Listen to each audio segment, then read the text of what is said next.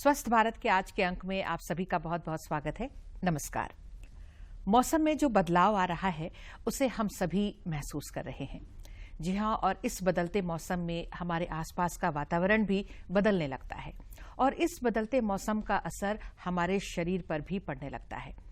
आज के इस कार्यक्रम के माध्यम से हम आपको ये बताने की कोशिश करेंगे कि बढ़ती उम्र में या छोटे शिशुओं से लेकर बच्चों में इस बदलते मौसम का किस तरह से असर पड़ता है उनके स्वास्थ्य पर और उसके चलते क्या क्या परेशानियां आ सकती हैं, क्या करें कि परेशानियां ना हो और अगर परेशानियां आ जाएं तो उसका क्या इलाज है, क्या है।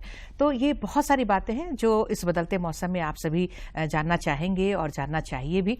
तो आपको बता दें कि आज इन सारी जानकारियों के साथ हमारे स्टूडियो में बने हुए हैं सुप्रसिद्ध शिशु रोग विशेषज्ञ हैं डॉक्टर पी.के. गुप्ता, जो कि अभी ऑर्किड हॉस्पिटल में अपनी सेवाएं दे रहे हैं। तो डॉक्टर साहब, आपका बहुत बहुत स्वागत है हमारे कार्यक्रम में। नमस्कार सर।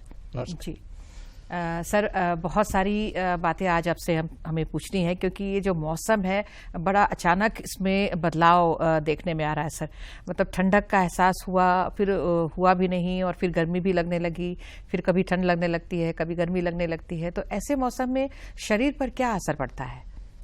और देखिए, ये बदलता मौसम सभी के लिए जो है थोड़ा सा सावधानी के लिए होना चाहिए और खतरनाक भी होता है। दोनों ही चीजें, बच्चों के लिए तो खतरनाक भी होता है। अच्छा। क्योंकि ये कभी सर्दी कभी गर्मी, कभी गर्मी कभी सर्दी, बच्चे कम कपड़े पहनते हैं, फिर बाहर चले जाते हैं, फिर सर्दी लग जाती है। रात में सोते हैं तो पहले जो है घर में सब लोग रजाई ओढ़ के सोते थे, अब गर्मी पड़ रही है तो चादर ओढ़ के सोए, लेकिन बच्चे को तो ठंड लग गया। तो ये ऐसी चीजें हैं कि सीजनल जो है वेरिएशन इतना ज्यादा है कि अभी ये फ्लू का सीजन ही है। जी। आप देख रहे होंगे पूरे झारखंड में जो है कोई घर ऐसा नहीं बचा हो जहाँ की वायरल फीवर न हुआ हो, फ्लू नहीं हुआ हो। जी। तो ये एक फ्लू एक ऐसी चीज है जिसके अंदर कंफ्यूजन भी बहुत है। जी। जुकाम बुखार से बहुत सी चीजें शुरू होती हैं। फ्लू तो है, कॉमन है। जी जी। लेकिन अब जुकाम बुखार है, उसके साथ कभी कुछ भी हो सकता है। अभी मलेरिया का भी सीजन है, मलेरिया भी हो सकता है। टाइफाइड का सीजन है, टाइफाइड भी हो सकता है।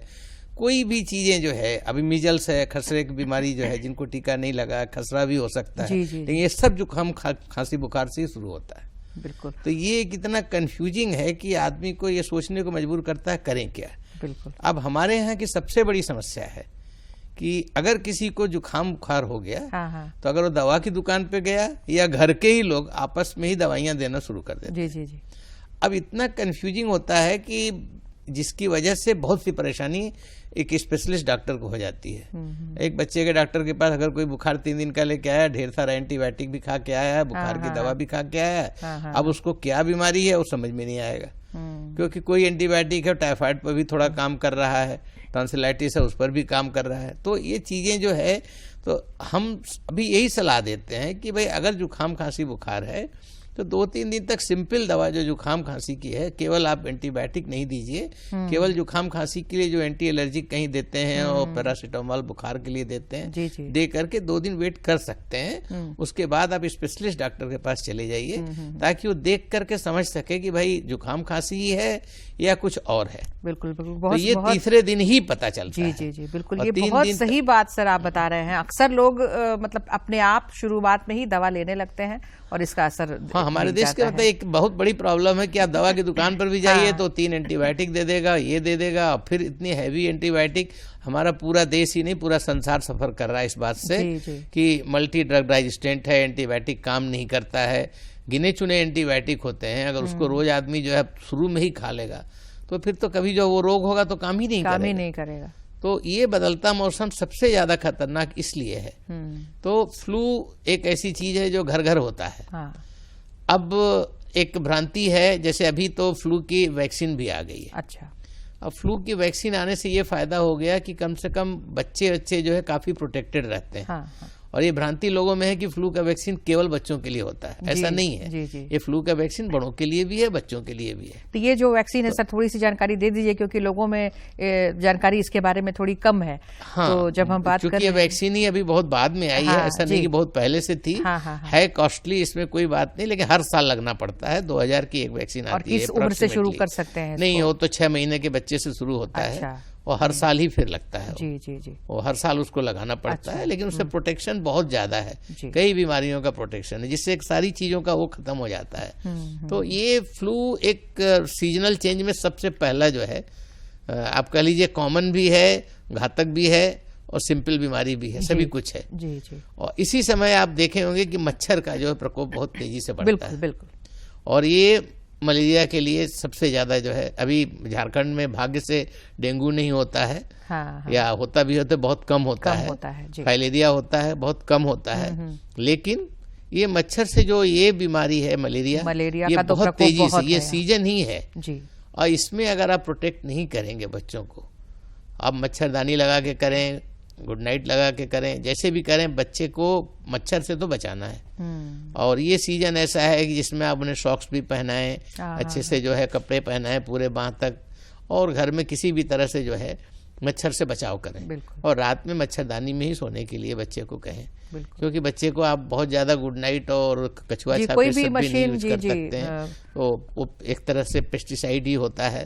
तो उसका एक बेटर है कि अवॉइड करें और मच्छरदानी का ही उपयोग करें, जो कि सस्ता भी है, सुगम भी है। और किसी तरह का कोई साइड इफेक्ट इसमें नहीं है। तो ये मलेरिया जो है एक, अभी मलेरिया का कोई वैक्सीन भी नहीं है, मलेरिया के लिए कोई प्रोटेक्शन भी नहीं है। मलेरिया हो जाता है तो जो इधर उधर की दवाइयां खा करके उसके बाद लोग मलेरिया भी पुराना कर देते हैं, तो वो भी सीरियस हो जाता है। तो ये मलेरिया के बाद एक दूसरी जो अभी बीमारी आएगी वो है टाइफाइड। अब टाइफाइड सीजनल चेंज हुआ, भोजन भी सबका चेंज हो जाता है, लोग फिर से सड़क पर निकल आते हैं, हेल्दी सीजन खत्म होता है विंटर का, तो फिर वही सड़क का चीजें खाना शुरू हो जाता है, फिर गर्म चीजें, फिर स्टेल फूड जिसे कहते हैं कि रखा हुआ खाना खा लिया। और आजकल शादी ब्याह ये सब चीजें हैं जी। और आप कोई चीज कहना क्या है, जो भी चीज जो है रखी हुई है, स्पेशली मिल्क प्रोडक्ट, चाहे कोई 2 दिन का हो जाए, 3 दिन का हो जाए, तो टाइफाइड जो है हमेशा खाने की चीजों से होता है। इसको बोला ही जाता है और रेक्टल रूट की बीमारी है, या जल हुआ, हाँ, जो कि दूषित जल और दूषित भोजन से होता है जी। अब टाइफाइड के लिए भी आपको जान करके खुशी होगी कि ऐसा वैक्सीन है कि एक वैक्सीन लग जाता है तो 5 साल टाइफाइड नहीं होता है। अच्छा। तो 5 साल तक तो नहीं होता है और 10 साल तक का प्रोटेक्शन है। अच्छा। और ये भी वही बात है कि वैक्सीन की जो एक भ्रांति है कि केवल बच्चों में लगता है, ऐसा नहीं है, ये बड़ों में भी लगता है। तो टाइफाइड की वैक्सीन भी नहीं आई है? टाइफाइड की वैक्सीन भी नहीं है 5-7 साल से है। 5-7 साल। हाँ, मतलब जो अभी ये वाली वैक्सीन आई है जो कि 5 से 10 साल का प्रोटेक्शन करती है, ये अभी आई है। ये अभी आई है। तो लेकिन ये किसी भी उम्र में, किसी भी उम्र में, ये भी वही किसी भी उम्र, हर जगह उपलब्ध है, हर जगह उपलब्ध है। अच्छा। बस ये चूंकि महंगी है, 2000 रुपए की वैक्सीन ये भी है, तो ऐसा नहीं कि सरकार के पास है, सरकार सबको नहीं दे सकती है। तो कुछ चीजें हैं जो कि स्वास्थ्य के लिए आदमी को अपने के लिए करना चाहिए। स्वास्थ्य से बड़ा तो कुछ भी नहीं। एक बार किसी को टाइफाइड होता है तो 4-5 हजार रुपए का खर्चा है, और फिर वर्क प्लेस से उसको 10 से 15 दिन की छुट्टी है। बिल्कुल। वीकनेस भी है, बीमारी भी है, और कई तरह का खतरा भी हो जाता है, सीरियस भी हो जाता है। तो इसलिए ये जो बदलते मौसम की जो 3 बीमारियां आपको बताई कि फ्लू, मलेरिया, टाइफाइड, इसके बाद चौथी जो बीमारी आती है वो है जॉन्डिस। अच्छा। वो भी खाने की वजह से ही होता है, गंदा खाना, दूषित जल। तो ये जो होता है, ये जॉन्डिस कई तरह के वायरस से होता है, hepatitis A, B, C, E, G, इतने हैं सब उसके। जी। तो उसमें कुछ हैं जो कि इंजेक्टेबल से होते हैं, कुछ हैं जो कि खाने से होते हैं। तो जैसे हेपेटाइटिस A है जो कॉमन हम लोग ज्यादा जानते हैं कि पीलिया हो गया, वो खाने की वजह से होता है, दूषित जल की वजह से होता है। अब फिर वही चीज है कि इसके लिए भी वैक्सीन है। हेपेटाइटिस A की वैक्सीन आती है जी। वो भी जिंदगी में 2 ही वैक्सीन लगती है। अच्छा। और लाइफ लॉन्ग प्रोटेक्शन होता है। अच्छा। लेकिन लोग लगवाते नहीं है, इसलिए कि वो सरकार तो नहीं दे पा रही है, लेकिन बाजार में तो अवेलेबल है। तो हो सकता है सर इसमें लोगों को जानकारी नहीं है, भ्रांति है, या फिर एक ये भ्रांति उसकी महत्ता को समझ नहीं। देखिए, हमारी जनता में ये भ्रांति है कि टीका खाली बच्चों को लगता है। जी जी। ये एक जनरल पब्लिक के अंदर ये कॉन्सेप्ट है जो कि वो सोच ही नहीं पाता कि नहीं वैक्सीन बड़े लोगों के लिए भी है। हाँ। ये तो जब कोरोना आया तो लोगों को लगा कि नहीं बड़े लोग को भी वैक्सीन लेना है जी। एक वैक्सीन नाम जो है बड़े लोगों के लिए जुड़ा कोरोना आने के बाद। नहीं तो वैक्सीन तो है। अब वैक्सीन जो लोग लगवाते हैं अब तो उसके लिए, जैसे बड़े लोगों की बात हुई तो निमोनिया की वैक्सीन भी बड़े लोगों के लिए है जी। बच्चों को तो लगवाना ही चाहिए। अब ये बदलते सीजन में निमोनिया भी बहुत ज्यादा होता है। हाँ। अब निमोनिया होने के लिए चूँकि रेस्पिरेटरी वायरस से होता है, बैक्टीरिया से होता है, इसके भी वैक्सीन्स आती हैं। इसीलिए हम लोग बार बार स्ट्रेस करते हैं कि बचपन में कम से कम बच्चों को सारी वैक्सीन लगा दी जाए। हाँ। जिससे कि बच्चे प्रोटेक्टेड रहे। आजकल सभी के बच्चे प्रीसियस है जी, बिल्कुल। सबके कोई एक बच्चा है, किसी को 2 बच्चा है, किसी को अधिक से अधिक बहुत है तो 3 बच्चे हैं और सारे बच्चे प्रीसियस हैं। तो सब बच्चे प्रीसियस हैं, तो यहाँ पर रोल आता है फैमिली प्लानिंग का। जो लग रहा होगा कि आपको हम सब्जेक्ट से डेविएट कर रहे हैं, नहीं बिल्कुल, लेकिन जब तक जो है अगर ये सोच करके नहीं हो कि भाई हम बच्चा पैदा करने जा रहे हैं तो इसके ऊपर 1 लाख रुपए खर्च हो सकता है। बिल्कुल। अगर हम इसको ढंग से पालेंगे, ढंग से करेंगे तो ऑटोमेटिक को 2 बच्चों के बीच में 4 साल 5 साल का गैप कर देगा। कोई भी मध्यम वर्ग हो या थोड़ा सा निम्न वर्ग भी हो, जिसकी एक अर्निंग हो, जो बच्चा है तो सभी लोग रखना चाहते हैं। तो गवर्नमेंट दे भी रही है, गवर्नमेंट कम से कम इतना वैक्सीन दे रही है कि अगर उतना ही वैक्सीन लोग लगवा लें तो कम से कम 75% बीमारियां ऐसी हैं जो कि बच जाएंगी। लेकिन वो भी सक्सेस इतना नहीं होता है, लोग वहां तक भी नहीं जा पाते। जी जी। तो यही हम अपने कार्यक्रम के माध्यम से कोशिश कर रहे हैं कि जो बीमारियों का नाम तो हम जानते हैं, लेकिन उसके खिलाफ वैक्सीन्स आ गए हैं हमारे। वैक्सीन्स आ गए हैं और फिर एक जो जनरल जो बचाव का है, जैसे हमने आपको मच्छरदानी मलेरिया के लिए बताया, उसी तरह स्वच्छ पानी, उसी तरह से स्वच्छता से रहना, साफ कपड़े पहनना और खाना खाने से पहले हाथ का धुलना, अच्छे से हैंड वॉश करा करके एक हैबिट डालनी चाहिए घर में सभी को। और जब तक बड़े लोग हैबिट नहीं डालेंगे तो बच्चे नहीं सीखेंगे। तो बच्चे खाने से पहले हाथ धोएं, ये उन्हें आप तभी कंपेल कर सकते हैं जबकि आप खुद जो है हर बार खाने से पहले हाथ धोएं और फिर उनका भी हाथ धुलाएं कि चलो भाई हैंड वॉश कर लें, चलो हैंड वॉश कर लें। तो घर में एक हैंड वॉश का जो शब्द यूज होना शुरू होगा, हाथ धोने का यूज होगा, तभी जाकर के प्रैक्टिस में आएगा। पहले कभी ये प्रैक्टिस में 10 साल पहले नहीं था। जी जी जी। लेकिन ये कोरोना काल ने सबको ज्यादा ही जागरूक किया कि हाथ धोना भी मतलब एक बहुत ही ज्यादा जो है बचाव का साधन। जी बिल्कुल। हाथ धोने का महत्व तो अब हमें अब तो समझ ही लेना चाहिए। अब तो समझ ही लेना चाहिए। जी बिल्कुल। अगर अभी भी नहीं समझे तो फिर ये सब एक ऐसे बचाव है जो कि आदमी को अपने जिंदगी में आत्मसात कर लेना चाहिए कि भाई हमें करना ही है। ये करेंगे तो हमारी बहुत सी बीमारियां बच जाएंगी। बिल्कुल बिल्कुल। फिर आता है स्वस्थ आदमी। अगर आदमी स्वस्थ रहेगा तो इम्यून रहेगा। जी जी। तो स्वस्थ रहने के लिए शुद्ध, सात्विक, पौष्टिक भोजन होना चाहिए। जी। वो भी एक इम्पॉर्टेंट, ऐसा नहीं कि बीमारी की केवल दवाई या वैक्सीन ही है। शुरुआत तो आपको अपनी बेसिक चीजों से करना है। बिल्कुल बिल्कुल। कि आप सफाई से रहिए, आप हेल्दी फूड खाइए, उसके बाद अच्छे से जो है जो भी सलाह हो, जो भी जहाँ ठीक से ढंग से इलाज कराएं, कुछ भी हो बीमारी होने पर इधर उधर की बातें नहीं सुने, अपने से यूट्यूब और गूगल पढ़ के दवाइयाँ नहीं करें। जी, जी, जी। नहीं, सबसे इतना नुकसान हो रहा है कि हम लोग जो है हॉस्पिटल में बैठ करके देख रहे हैं कि आदमी जो है इतना परेशान सा है क्योंकि पढ़ता है, वो अब पढ़ लेता है। गूगल उसको फ्री हो गया है, व्हाट्सएप फ्री हो गया है, 10 लोगों से पूछेगा, 10 उसको सजेशन मिलता है, फिर उसको जो मन में आता है उल्टा सीधा करता रहता है। फिर जब बहुत खराब हो जाता है तो फिर बहुत परेशानी बढ़ जाती है। तो अब तो डॉक्टरों के पास लोग जब खराब होता है तभी पहुंचते हैं, इनिशियल फेज में तो जल्दी लोग नहीं पहुंचते। तो ये एक अलग परेशानी है, लेकिन ये सारी चीजें कंट्रोल वाली हैं। भाग्य से अगर आप अच्छे से रहें, अच्छे से बच्चों को वैक्सीनेटेड रखें और थोड़ी सावधानी बरतें तो आप 90% बीमारियों से अपने बच्चों को दूर रख सकते हैं और उन्हें स्वस्थ रख सकते हैं। बिल्कुल। मतलब इस बदलते मौसम में भी ऐसा नहीं है कि बीमारियां चपेट में लेंगी ही। अगर हम सही रहें तो बिल्कुल स्वस्थ भी रहेंगे, बच्चे भी हमारे बिल्कुल स्वस्थ रहेंगे। लेकिन कभी कभी जो जिन बीमारियों का नाम लिया है सर, वो गंभीर हो जाते हैं, ये भी आपने बताया है। कई बार लोग पकड़ नहीं पाते हैं, कन्फ्यूज़न की स्थिति रहती है। जैसे सबसे पहले फ्लू की ही बात आपने की कि कन्फ्यूज़न होता है, सर्दी जुकाम खांसी कई चीज़ों में होती है। तो ये क्या है, नहीं है, खुद से लोग दवा लेते हैं, इन सब बातों का जिक्र आपने किया है। लेकिन कैसे हम पहचाने, क्या लक्षण आता है अगर छोटे बच्चे जो बता नहीं पा रहे हैं और बदलते मौसम में मतलब पानी भी जैसे कहीं का पी लिया, फ्रिज खोला पी लिया, या बहुत छोटे बच्चे हैं जो बोल नहीं पाते हैं, तो क्या लक्षण उभर कर आते हैं जो लोगों को समझ में आए और तुरंत ट्रीटमेंट के लिए जाया जाए? देखिए, भगवान ने जो है कुछ बहुत ही अलर्ट साइन सब चीजों में दे रखा है। आदमी को थोड़ा सा पहचानना चाहिए और धैर्य होना चाहिए। जी। जैसे एक सिंपल है कि बुखार कोई रोग तो नहीं है जी। बुखार अलर्ट साइन कि भाई शरीर के अंदर कुछ गड़बड़ हुआ जिसकी वजह से बुखार हो रहा है। अब वो बुखार अगर बहुत तेज होता है तो आपको तुरंत डॉक्टर के पास जाना चाहिए।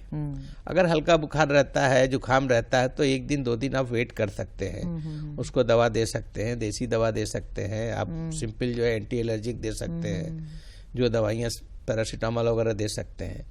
और अगर आप अफोर्ड कर सकते हैं तो डॉक्टर के पास ही चले जाइए, तो खुद ही सिंपल दवा दे देगा, कहेगा 3 दिन बाद अगर बुखार नहीं उतरता तो आ जाइए, फिर हम देखेंगे, टेस्ट करेंगे। जी जी बिल्कुल। ऐसा लोग मारे डर के कि नहीं पहले दिन जाएंगे, सारा टेस्ट होगा, इतना पैसा लग जाएगा, ऐसा नहीं होता है। सब लोग समझते हैं इन चीजों को जो है। तो एक बचाव के लिए सबसे ज्यादा शुरुआत के तो अलर्ट साइन आदमी को समझना चाहिए। अब जैसे डायरिया है, अब एक समय था कि डायरिया में मतलब हम लोग के अस्पताल में 10 बेड में 5 बेड 6 बेड डायरिया के भर्ती रहते थे, आजकल एक भी नहीं भर्ती रहते। अच्छा।